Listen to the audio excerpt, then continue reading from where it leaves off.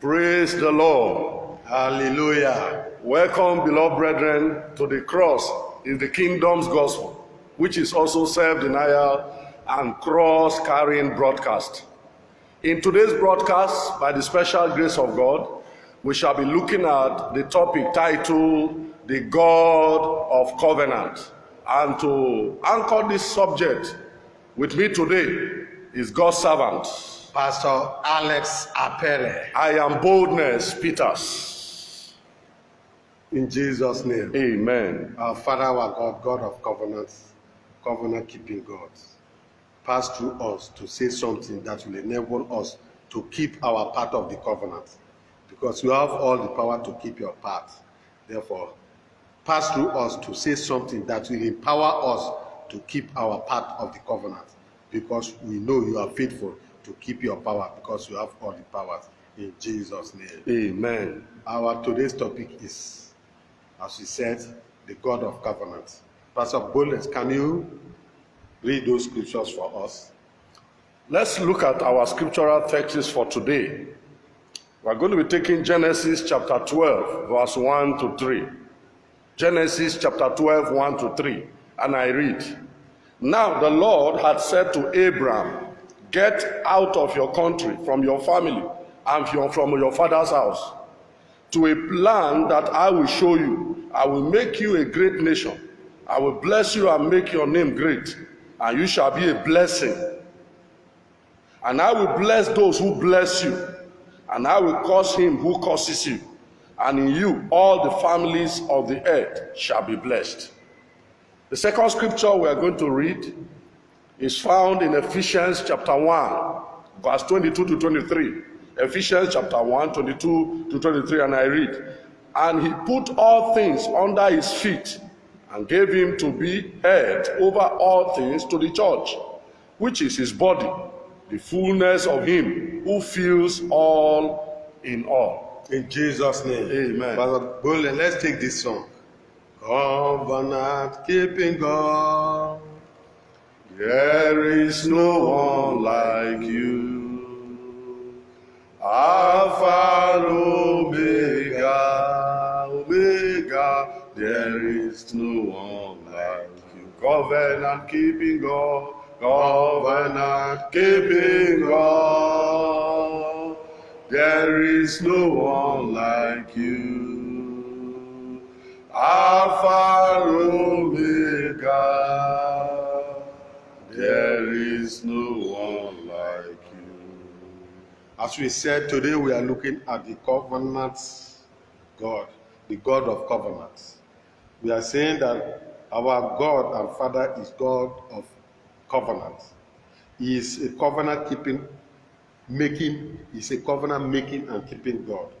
That's why he said he magnifies his words above all his names. This means that he valued his word more than all his names. His names signify the various manifestations of his power. This is saying that he has all the powers, but his powers are restricted by his words. So if we are not honoring and keeping his words, he cannot help us. We have made him powerless despite his unlimited power. Today we are looking at the God of covenants. When God was in heaven, the third heaven, we have God the Father, God the Son, and God the Holy Spirit. And the angels are servants to worship God. That's why God gave power to angel Lucifer. Enormous power to angel Lucifer and beauty in order to lead all other angels to come and worship him. And because of this power and beauty he gave to angel Lucifer, which is now known as Satan the devil, pride came into Satan the devil, angel Lucifer, and he said he want to be like the Most High. You see that in Isaiah 14:12 to 15. Pride came in and war broke out in heaven, and 1/3 of the angels took side with God. Two-thirds was with the side of God, and those 1/3 of the angels was driven down. Those 1/3 of the angels, they are the various deities. They are the various deities we have in communities. And God, because he's a covenant-keeping God, he decided to create a man. Satan, you want to rule? Well, let me create a man. And he created Adam and Eve. And he had a covenant with Adam. He said, all the trees in this garden, don't eat all, but the one in the mix, don't eat it. If you eat it, you will die. It's a covenant he had with Adam and Eve. And Satan, through the serpent, subtly deceived Adam and Eve. They ate and they started to die. And God, because he created man in the place of children and not servants, God created the angels in the place of servants, while we, man, as the place of children. Because and the children have an inheritance value. Therefore, God decided to make a plan in order to redeem man back. That's why he found favor with Noah. And through Noah, the ancient world was preserved for now. He killed the ancient world with flood. But Noah, because God finds favor with God, and through Noah, the world was preserved. Noah and his wife and his 6 children preserved the world till now. Then God also find favor. Abraham also find favor with God. And God going into covenant with Abraham. And that is where we read in Genesis 12:1-3. He said, and now the Lord God said to Abraham, get off your country. Get off of your country. Go to a far country because I want to have a deal in a covenant with you. And Abraham obeyed. Because Abraham obeyed, God said, for blessing, I will bless you. Anyone that blesses you is blessed. Anyone that is cursing you will curse. Blessing and he will bless you. And he had that covenant with Abraham. And that covenant was for Abraham and his children. That's why God gave them the laws, the children of Israel, the laws in Exodus to keep. And they couldn't keep the law. He gave them 10 commandments after he delivered them from Israel. He gave them the 10 commandments. Keep these 10 commandments and also other various laws for them to keep. And they couldn't keep the laws. That was why each time they keep the law. That's why when God delivered them from Egypt to their Canaan land, each time they obey the law, their neighbors cannot fight them. Because God was operating physical operation with God. Say, I will kill all of them, all the 7 nations that are greater than you, and will give them. I will give you a possession. Whoever bless you, that is blessed. That's what God had a covenant with them. But they couldn't keep the covenant. That's why even in time, each time they disobeyed the covenant. They couldn't keep the law. Their enemies will overpower them. Because it is God and Satan is fighting. God is too strong, so God gave his word to restrict his power. The reason God gave this word, he and Satan is fighting over these people. And if he does not resist himself with his word, Satan cannot fight him. That's why God gives law to restrict him. So that is why each time we break, God has the power. We that are in the side of God, each time we break the covenant by not keeping the law, God is helpless. Satan and his people will overpower us. That's why we see even and when he came to the new, he said, no, this time I will now write the covenants in their hearts. In their hearts now, not by giving them a 10 commandments for them to read and other ones for them to read. I will now write them. And God sent Jesus to come and die, that whoever believes in him, the Holy Spirit will come inside us to enable us to keep our part of the covenant, the law. That's why we have the 2 books, the Old Covenant and the New Covenant, the Old Testament and the New Testament.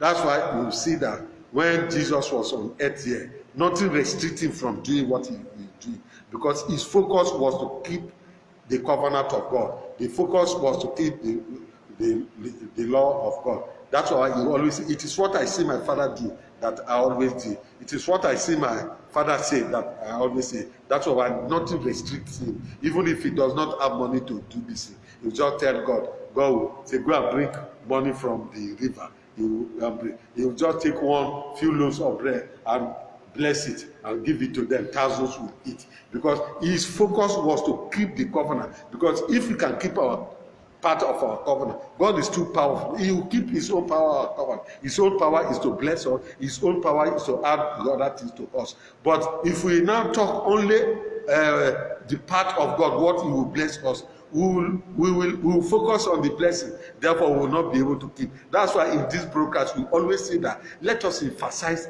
the things that will enable us to keep the covenant. Let us emphasize, don't do this, don't do this. Let us emphasize, focus on the Holy Spirit. Focus in your heart. Focus on the Holy Spirit so that the Spirit of God will give you grace, will give you divine enablement to keep your covenant. If we focus on material prosperity, success, deliverance, wants, saves, we will be able to, we are giving leverage to Satan to manipulate us.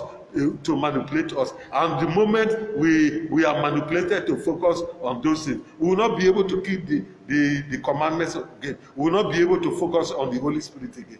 Therefore, if we don't do it, Satan will overpower us, because God magnified his word more than his name, his word more than his name. The name of God has the various powers that God will manifest. That's why we are saying, please, preachers, our fathers, let us talk more about 90% of the things we will do by focusing on the Holy Spirit, the Holy Spirit, the word for the now, so that God will do his part. God has unlimited power to keep his own part. That's why in his own part. So preachers, let us help because the flesh and the spirit is fighting. According to Galatians chapter 5, 16 and 30. It is when we admonish ourselves to focus on the spirit that our flesh will win.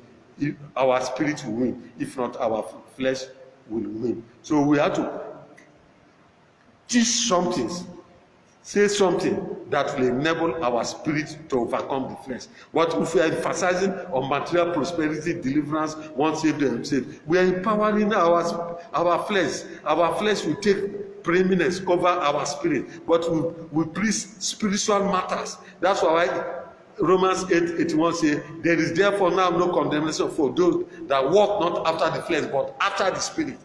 Which means if we teach spiritual matters, even in the times of the apostles, where they were teaching only spiritual things, people were falling. But now, when we are emphasizing physical things, that is why the church is now incapable.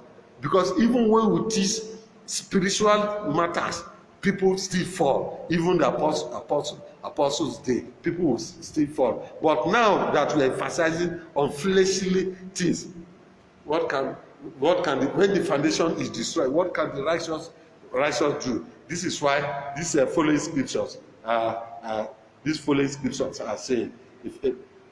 This is why 1 Corinthians 6:12 is saying, all things are lawful for me, but all things are not helpful, expedient. All things are lawful for me, but I will not be brought under the power of any. So don't allow if you are teaching material prosperity, you are making man to be brought under the powers of the need of the flesh. That's why also 2 Corinthians 6:12 is saying, you are not restricted by us, but you are restricted by your own affection. That's why Colossians 3:1 is saying, set our affections on things above, not on things on earth. Our Father, our God, help us, give us grace to focus on our path more than the path of thee. In Jesus' name. Amen. Pastor Boldness, can you look at some scripture to substantiate what we are saying? Praise the Lord. Hallelujah. As we continue looking at today's topic, the God of covenant, there are certain vital scriptures that will help us in supporting our topic today. That if we do our part, God will bless us. But if we refuse to do our part, God becomes helpless. The first scripture we shall look at today is Ephesians chapter 3, verse 20. Ephesians chapter 3, verse 20. And I read, now to him who is able to do exceedingly, abundantly, above all that we ask or think, according to the power that works in us. Praise the Lord. Hallelujah. According to the power. That is, God can do anything. Exceedingly beyond what we have asked or what we are thinking. He now said, according to the power that is in us. According to the power. So what we are saying is that the extent at which the power of God is manifested in us and through us is a function of how submissive we are to the word of God, to the leading of the Holy Ghost. The power of God, which we all need to solve our problem, to bring prosperity, to bring healing, to bring deliverance, can only work in our life to the extent to which we are able to obey our own part of the covenant, to which we are able to follow the leading, the direction of God. So, beloved brethren, in this covenant, God has his part, man has his part. And God has no problem doing his part. The problem is that, are we ready to do our part? Because if we continue to focus on only the part of God, the blessing, the healing, and all that, we will fall. So Paul the apostle in this scripture is saying that the power of God that is at work in us is according to the level at which we submit to his word, to which we submit to his leading. And that is why this topic is coming up today, the God of covenant. Even in our last topic, we are discussing in our last topic, we said here that we need to make up our mind to practice the logo first. And that it is when you practice the logo that the Spirit of God will now begin to direct you, begin to speak to you, and move you to pray, and then God will answer. So there is need for every believer, from the preachers, from ministers to leaders, to every member of the body of Christ, to begin to practice the written word of God and allow the Holy Spirit to lead us daily. And when we begin to do that, God will begin to do his own part. From the Old Testament down to the New Testament, that is how God operates. And that is why we are saying that he is the God of covenant. Practice the word of God. Don't focus too much on what you will get from God. Don't focus too much on healing. Once saved is forever saved. Deliverance, success, children, wife, car, money, and job, and employment, and contract. That is not our responsibility. That is not your focus. Our focus is to locate and discover what the instruction God is giving to us as part of the covenant, and do our part. And when we do our part, we are saying that God is a covenant-keeping God. He will keep part of his own covenant. He said he is able to do. He has the power to do anything for us. Exceedingly and abundantly above. Can you imagine those words that Paul put here by the Spirit of God? But he said, according to the power that worketh in us. And that power only works when we obey the word of God, when we practice our own part of the covenant. It's our prayer that God will give the church the grace, that the church will return into practicing the word of God above seeking for the benefits that is with God. I pray that God will give us that grace in Jesus' mighty name. Amen. The second scripture we shall look at to substantiate and further explain the subject matter today is in the book of Philippians chapter 3. In Philippians chapter 3, we look at verse 10. That I may know him and the power of his resurrection and the fellowship of his suffering, being conformed to his death. Hallelujah. Amen. Paul said, by the Spirit of God, that I may know him and the power of resurrection and the fellowship of his suffering. I want you to know, dear brethren, that the power of God and suffering goes together. They are like twins. You can't separate them. For you to experience the power of God, you must go through suffering. For the power of God to be made manifest in us and through us to bless the world, suffering is the number one alphabet, is the number one step we must go through. So today, if you look at the church, we no longer emphasize Christian suffering. Preachers no longer, we are now avoiding it. Everybody don't want to go through the part of suffering. But from this scripture we have seen today, Paul said that I may know him, the power of resurrection and the fellowship of his suffering, being made conformed to his image. So, beloved brethren, these days, if you look at the church, look at our messages, we no longer emphasize Christian suffering. And the moment we begin to de-emphasize Christian suffering and begin to emphasize material prosperity, the cares of this world, success, deliverance, healing, and so many other good things that the flesh loves, what is the implication? We are reducing the power of God in our life.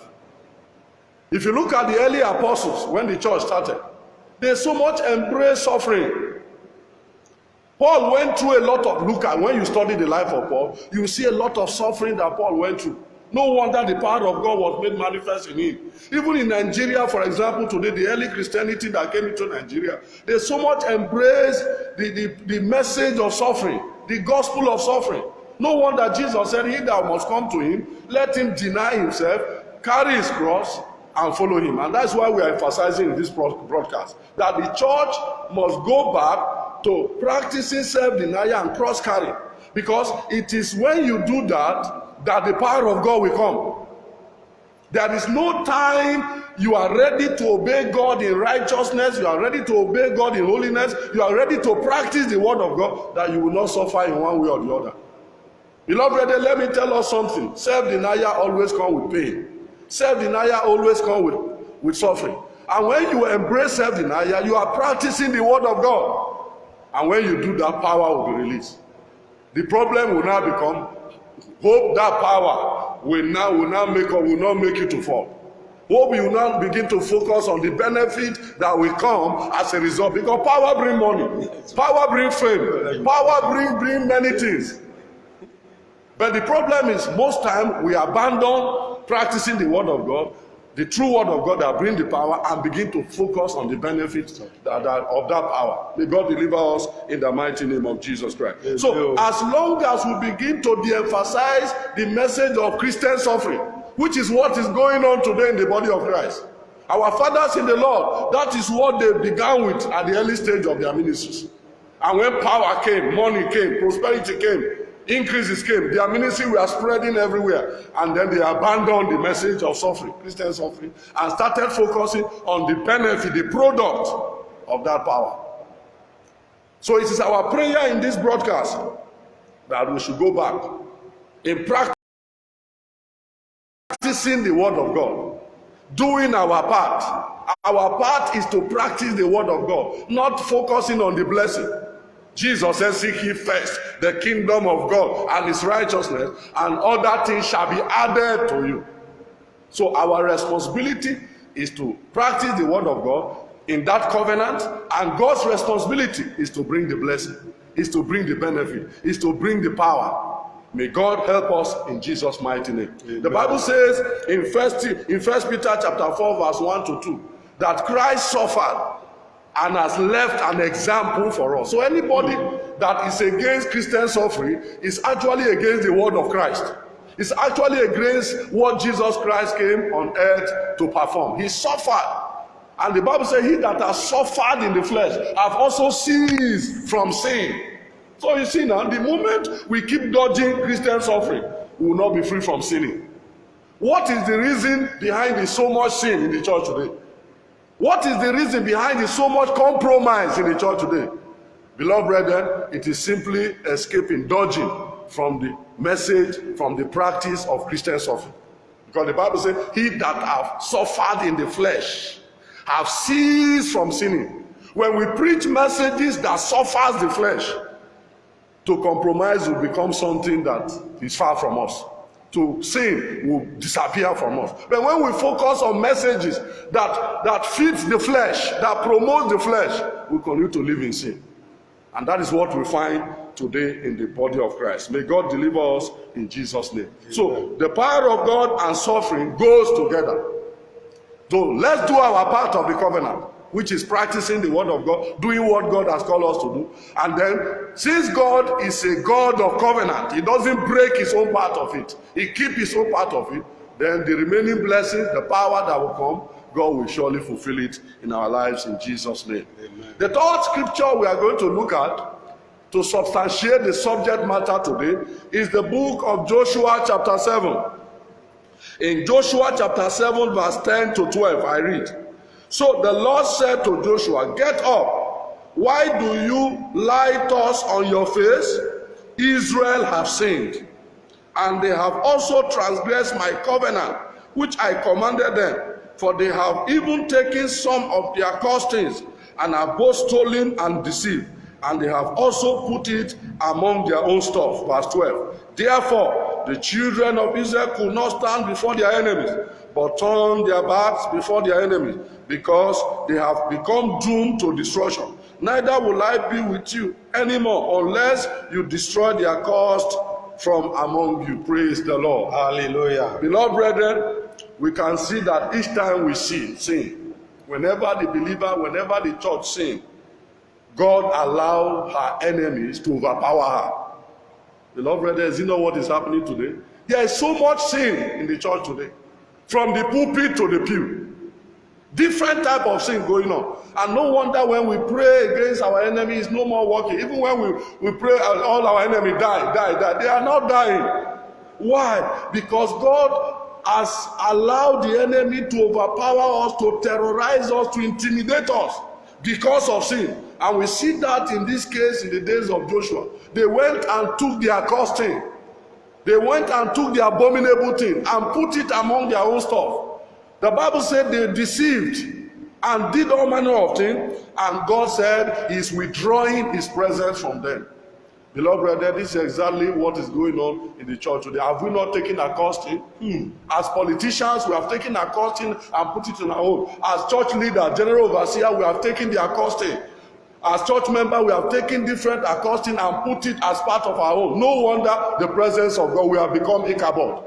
The presence of God has departed from us. The enemy are busy terrorizing us, busy killing us, busy overpowering us. Why? Because God is a God of covenant. When we do that, God becomes helpless. It's not as if God is powerless, but because he's a covenant-keeping God. And when you did not keep your own part of the covenant, just like the children of Israel did in the days of Joshua, God will be powerless. He cannot do anything.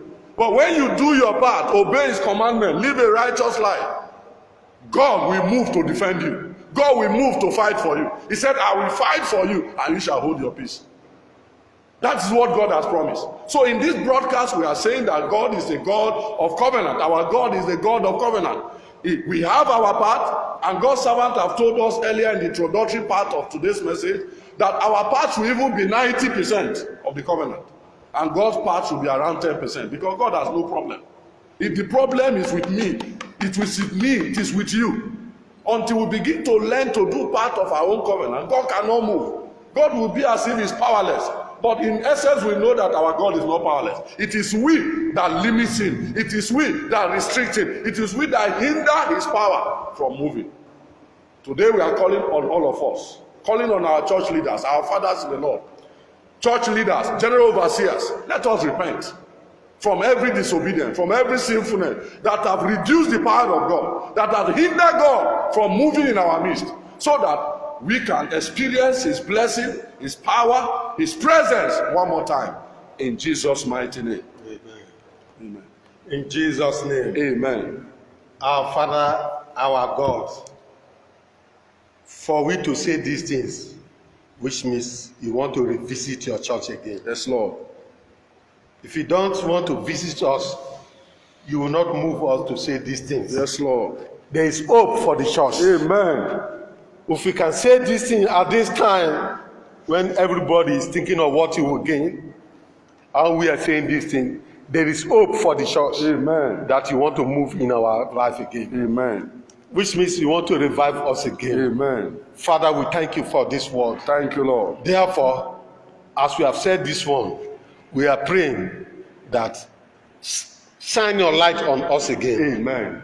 Shine your light on us again. Amen. So that we will have the ability to move. Amen. So that you come and rapture the church without wrinkle. Amen. And spots. Amen. In Jesus' name. Amen. Amen. Thank you, and God bless you for watching today's broadcast. We believe it has been a blessing to you, and we believe that the purpose for this broadcast today shall be accomplished in everyone that has followed us today. Until we come your way again in our next broadcast on Wednesday between 12 and 2. Remain focused, remain blessed, follow after the word of God, and leave the rest for God in Jesus' name. Amen. Amen and amen.